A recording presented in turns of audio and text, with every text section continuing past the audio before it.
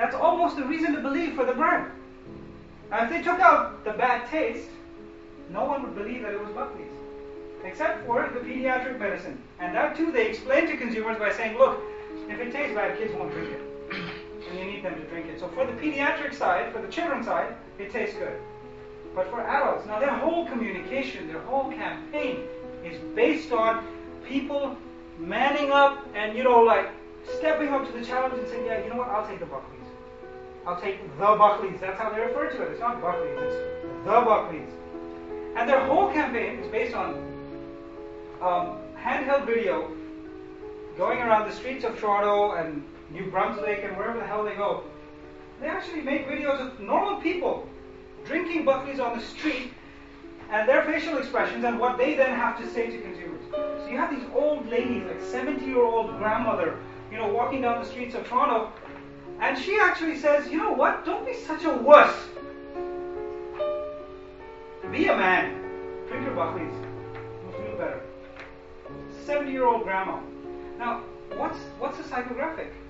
The attitude is, I will do whatever it takes to get better. I do not have time to be sick. Therefore, Buckley's works for me. Now, if you can create that personification, something that consumers can latch onto and say, yes, this is the brand for me, you've won. Because then consumers can form that emotional linkage with you, which otherwise doesn't exist. And that's what's missing. I feel in the battery category, that's what's missing. You don't have that.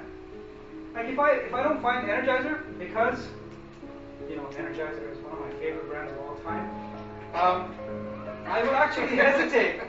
I will actually hesitate for about 5 seconds before I buy Duracell. Most consumers will not. In fact, they won't even ask. Whatever the Bacala guy gives them is what they'll take and walk out the door with. They're least bothered, most people. Why is that? With the razor category, if the guy tries to palm me off Schick or something else, I won't be having any of it. I gotta tell you. I mean, I like Energizer, but Schick just doesn't do it for me. It just doesn't do it for me. He's kind of signaling to me to talk about that. So I don't want to go there. But I'm not a Schick person. I have tried Schick in the past. You make Marrakesh not depressed now. No, I'm sure it's not depressed. The whole point is that if you know what needs to be done, you can go about doing it.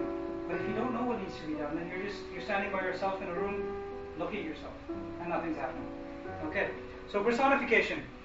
And last but not least, you will choose from this area here some differentiators that make your brand stand out.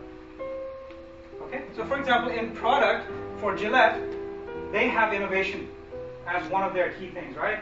For blade, razor, power, fusion, blah, blah, whatever the hell they have. That may become one of their key differentiators as well. Innovation is a key differentiator for Gillette. Right?